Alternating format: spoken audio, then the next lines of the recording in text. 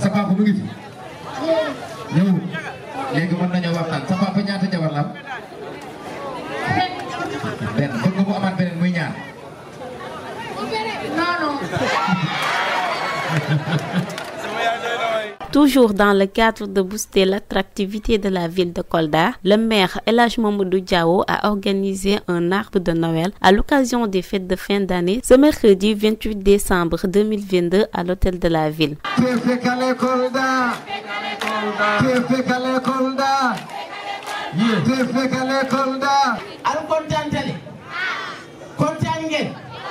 Se préoccupant du bien-être des enfants, ce dernier a offert des cadeaux aux enfants, des daras, des orphelins ainsi que des meilleurs élèves provenant de différents établissements en présence de leurs parents ainsi que de leurs maîtres d'école. Une fête qui s'achève par un point de presse avec le maire pour revenir sur le vote du budget municipal de l'année 2023.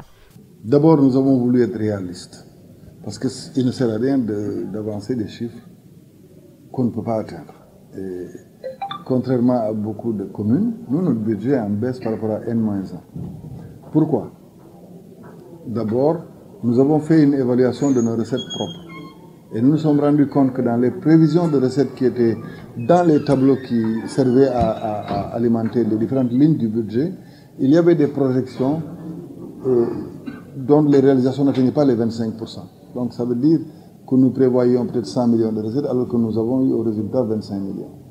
Donc nous avons essayé de calibrer notre budget en fonction de notre potentiel propre. Et c'est ça qui a fait que donc on a constaté cette baisse et que le budget de cette année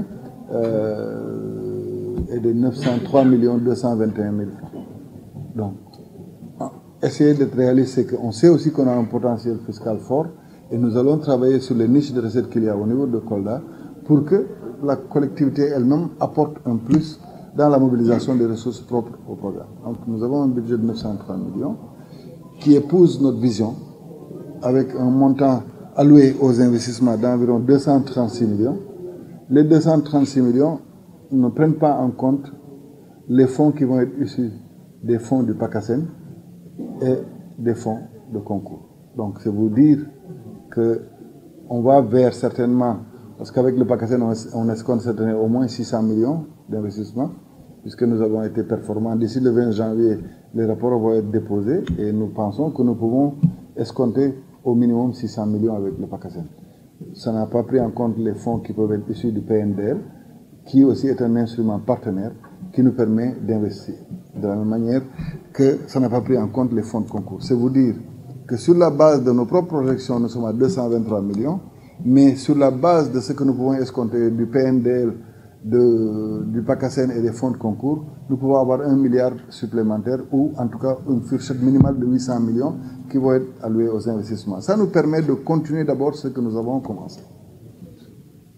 Les opérations de fermeture de canaux, les opérations d'augmentation du linéaire de nos canaux, les opérations justement d'absorption de déficit en matière de salles de classe, en matière de toilettes dans les établissements publics, en matière de curage, etc., en matière d'adduction, d'extension du réseau électrique, et aussi en matière d'éclairage public, parce que ça a été un grand défi ici, où nous, avec l'opportunité que nous a donné l'État, avec les lampadaires solaires, nous allons davantage opter pour le mixte énergétique, où les lampadaires vont permettre d'éclairer les quartiers périphériques, les espaces communs comme les cimetières et autres, mais aussi où nous avons notre propre approche. Nous sommes en train aussi de travailler avec la CENO pour la mise en place d'une nouvelle unité, d'un nouveau château d'eau, parce qu'en réalité, aujourd'hui, le vrai problème de Kolda, ce n'est pas que la mairie ne peut pas faire les adductions d'eau, mais c'est qu'il n'y a pas d'eau.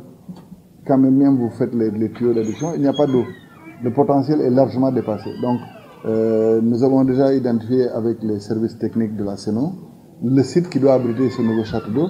Et dès que nous aurons fini avec les concertations avec les populations locales, parce que c'est un terrain aujourd'hui qui est utilisé par des jeunes pour des activités festives, donc nous pourrons lancer le processus avec la CENO et les questions d'adduction d'eau et d'électricité pourront être derrière nous, au moins pour une génération.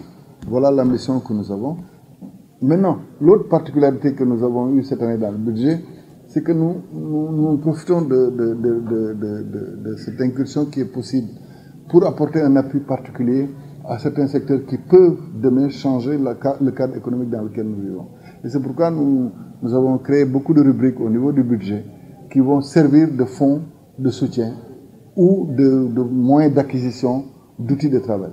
Nous allons avoir des fonds de soutien, par exemple, à l'initiative privée, où la mairie mettra à la disposition d'acteurs d'un secteur donné une enveloppe financière à même de permettre de pouvoir mener ces activités. C'est pourquoi vous verrez que nous projetons d'avoir, par exemple, une scierie qui permettra aux artisans qui s'expriment dans le domaine du bois de pouvoir agir. Et vous savez que dans le projet de nouvelle ville, dès qu'il sera validé par les autorités administratives, à savoir le gouverneur et le conseil qui doit se réunir à cet effet, nous avons beaucoup de projets structurants qui vont être mis en place. Et c'est pourquoi, cette fois-ci, il y a eu beaucoup d'incidences, en fait beaucoup de choix sur des approches économiques qui nous permettent d'apporter une pierre à l'édifice difficile de l'ancienne question de l'emploi ici, de la formation, de l'accès au financement des jeunes et des femmes. Donc tout ça a été bien spécifié dans le budget. Et ce qui me réjouit, c'est que le budget 2023, le PTI, le plan triennal d'investissement, et le plan annuel d'investissement ont tous été votés à l'unanimité par les membres du conseil municipal. Donc ça montre qu'il n'y a plus de coloration politique au niveau du conseil municipal. En tout cas, il y a un seul parti politique là-bas, c'est la commune de Kolda, c'est la ville de Kolda. Donc tous les conseillers ont cette démarche-là en mémoire et chacun travaille pour l'intérêt collectif. Moi, c'est cet enseignement que j'en ai tiré aujourd'hui, qui est la résultante aussi de tout ce que nous avons commencé depuis le début en associant au maximum toutes les compétences qu'il y a parmi les conseillers. Et c'est ça qui a créé cette démarche participative pour qu'ensemble, nous puissions aboutir à ces résultats.